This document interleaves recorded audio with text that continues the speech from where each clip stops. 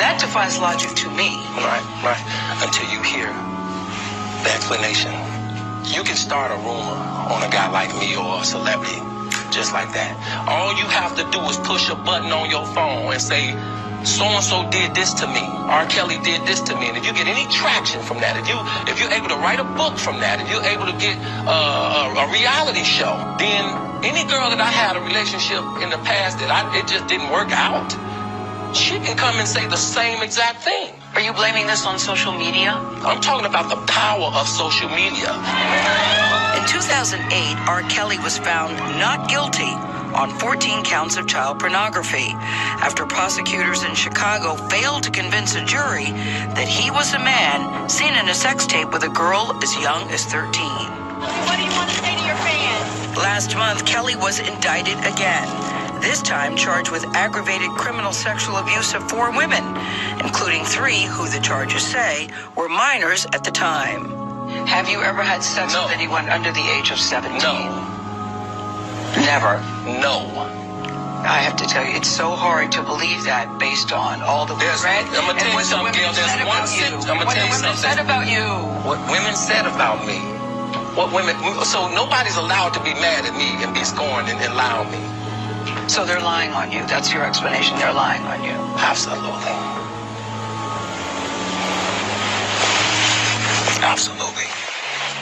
Absolutely.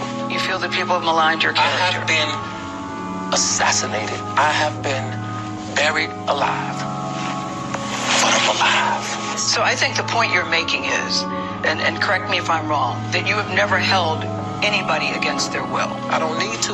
Why would I? Well, how stupid would it be for R.Kelly, with all I've been through in my way past, to hold somebody, let alone 4, 5, 6, 50, you said. How stupid would I be to do that? I didn't say that's you stupid, guys. Is this camera on me? Yes, it's on. That's stupid. Use your common sense. Don't forget the blogs. Forget how you feel about me. Hate me if you want to, love me if you want, but just use your common sense. How stupid would it be for me to, with my crazy past and what I've been through, right now I just think I need to be a monster and hold girls against their will, chain them up in my basement, and don't let them eat and don't let them out unless they need some shoes down the street from their uncle. Stop it. Y'all quit playing. Quit playing. I didn't do this stuff. This is not me. I'm fighting for my life. Y'all killing me with this. I can't help 30 years of my career. Robert. 30 years of my career. Y'all trying to kill me. You're killing me, man. This is not about music. I'm trying to have a relationship with my kids, and I can't do it. Y'all just don't want to believe the truth. You don't want to believe it. At this point, we briefly paused the interview to give Kelly a moment. His publicist helped calm him down. I hope this camera keep going. No, we're going to let the camera keep rolling. This doesn't even make sense. Why would I hold all these women? Their mothers and fathers told me, we're going to destroy your career. But Kelly's emotions remained raw. It's real girls out there missing. It's real young girls out there being abducted, being raped, okay? They really are on chains. They really do have chains on their wrists, and they can't get out. Robert, and they're ending up buried in deep. Robert, we have to have a conversation. Really, I don't want you just ranting at the camera. Okay, I came here for them to hear me talk. But I need help. What kind of help? This is the kind of help I need. Yes, what kind of help? I need somebody to help me not have a big heart, because my heart is so big. People betray me, and I keep forgiving them. You sound like you're playing the victim here. You sound like R.Kelly, you do. When I listen to you, it does sound like you're playing the victim. I'm just telling the truth. And the reason I'm emotional, Robert, I apologize for that, is because this is the first time I was able to say something. I've said nothing. Gail, you remained tough and calm throughout that? Well, I mean, it wouldn't do any good if we both got hysterical, or if we both got very emotional. And you could see he felt that in his mind, everybody's lying. I said, but there's so many people who are telling the same story. And he kept going back. I said, but the women don't know each other. He said, how do you know if they don't know each other? On social media, you're connected. He thinks everybody's trying to do a book deal or they're trying to do a movie, and that really people are conspiring against him. I have to say, I've never seen anything like that. I don't know how that went on for over an hour and a half. What was he like before the interview? Because you didn't really know him that well. No, I don't. I mean, in fairness, he didn't rant for the whole hour and a half, but he got very emotional several times. I met him maybe beyond 5 years ago at a party where you just say, hi, how are you? You know, it's not the time to say, remember we met 5 years ago? I hate it when people do that. So I did ask, can we have a conversation before the interview got started? I wanted to say, we're going to give you a platform to say whatever you want to say. It's no secret that he lives at Trump Tower in Chicago. So we went to his apartment there, and we had a conversation. And you walk into his apartment, there's a big welcome home. There's a Christmas tree that he keeps up all year long since his mother died back in 1993. He's very close to his mother, misses her very much because it was her favorite holiday. So he keeps the Christmas tree up all year long. It was like 90 degrees in there because he was resting his voice. He said he was going to be singing later. But what he is accused of is dastardly. Exactly. Raping young girls repeatedly over decades.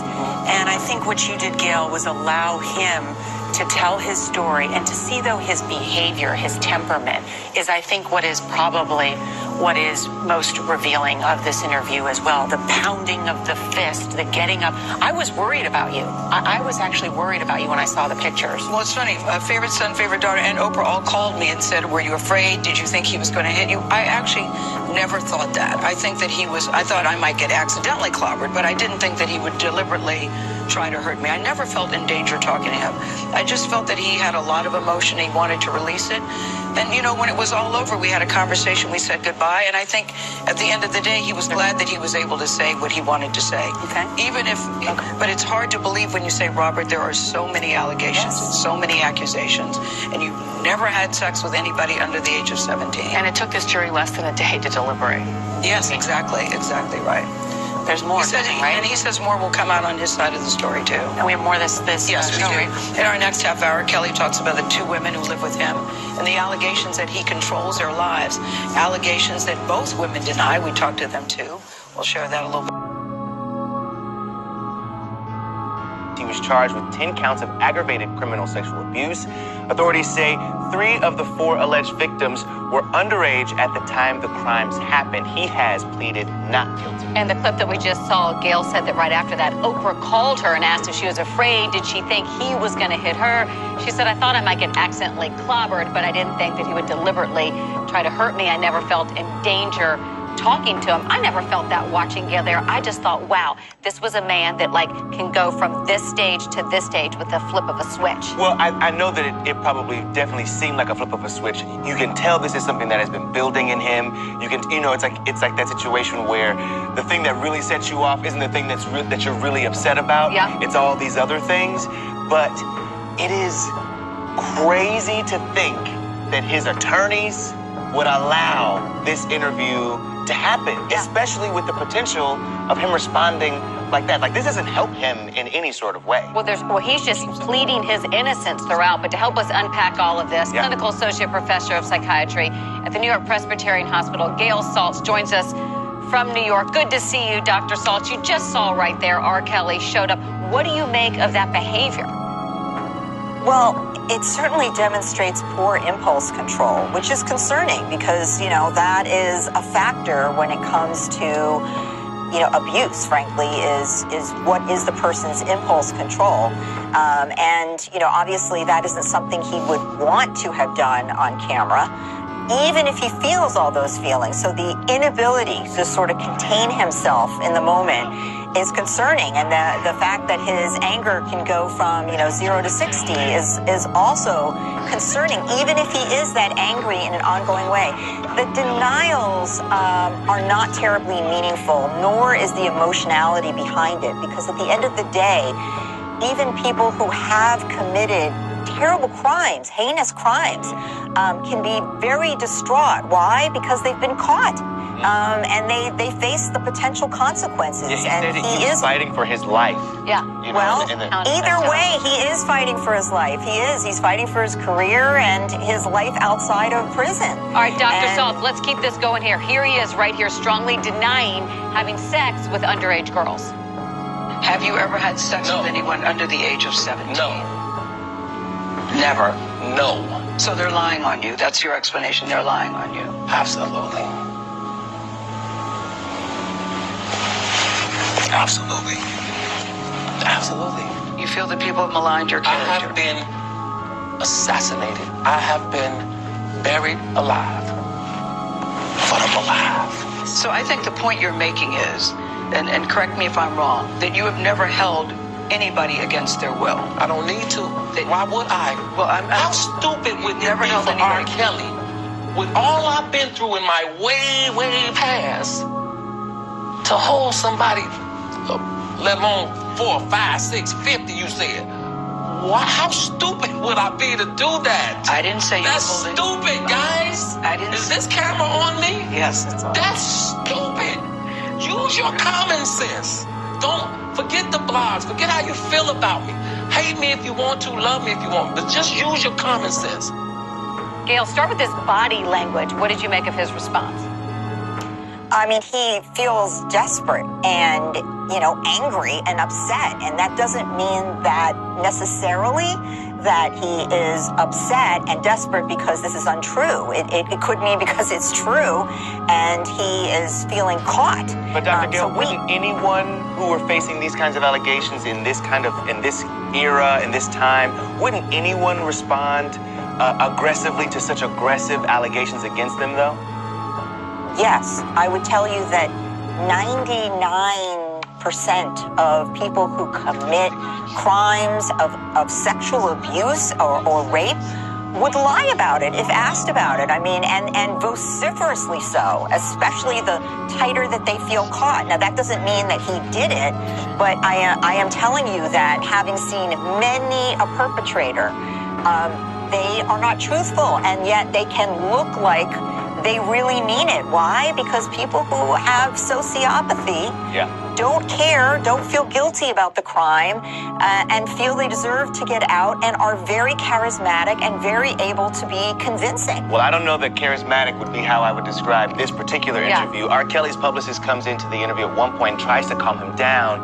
Here's what happens next. I want you just ranting at the camera. I came here for them to hear me talk. But I need help. What kind of help?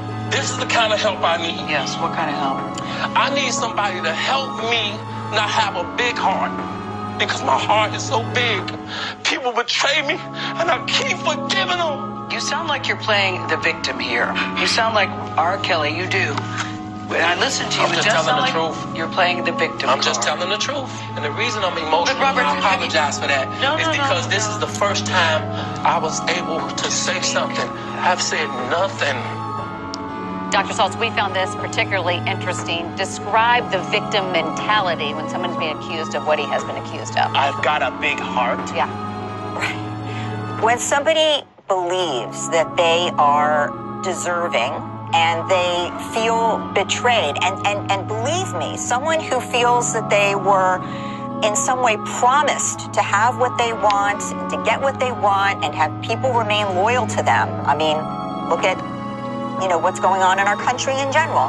People who believe that people should be loyal to them, and then they are not loyal to them, can become very enraged. It has nothing to do necessarily with the outer ethics and morality of the situation. It has to do with someone who truly believes that they have demanded loyalty, that they were promised loyalty, and that loyalty was betrayed. Is That this can a absolutely enrage narcissist? them. Because this makes no sense to me.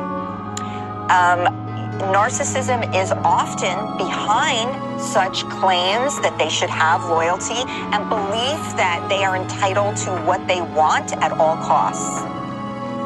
Well, two women, 23-year-old Jocelyn Savage and 21-year-old Azriel Clary, currently live with R. Kelly at his home in Chicago. Now, their parents believe that Kelly has brainwashed their daughters. So Gail asked him about these women. Are you an older man that likes younger women? I'm an older man that love all women.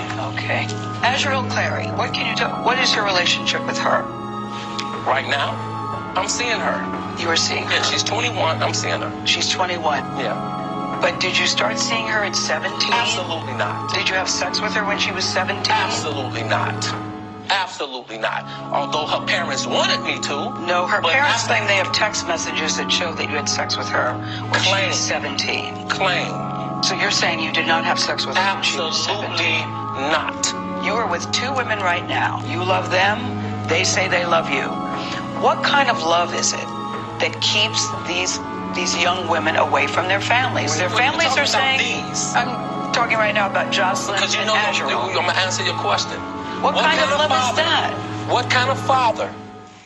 What kind of mother will sell their daughter to a man? Who did that? How come it was okay for me to see them until they wasn't getting no money from it?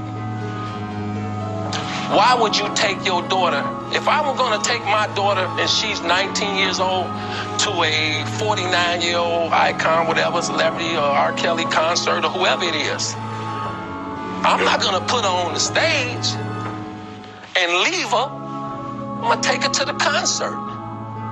Their father is more into my music and know about my music than they do. You're saying the parents handed their daughters, Azrael and Jocelyn, over to you? Is that what you're saying to us? Absolutely. Are the cameras still going? Yes. Absolutely. So he knows it's wrong. So the issue here, right, is that, like, he doesn't even know what he's saying. He doesn't even know. Hold on, I gotta pause this. Did he just say that he just bought these damn girls? Oh my God. And he's been paying the daddy as, you know, okay, it's like this. Petland rents dogs. If you stop paying on the dog, they'll come and get the dog with the police. You get it? You can put down a payment, come and get the dog, love the dog. As soon as the payment stops, they come and get the dog. Dude, that's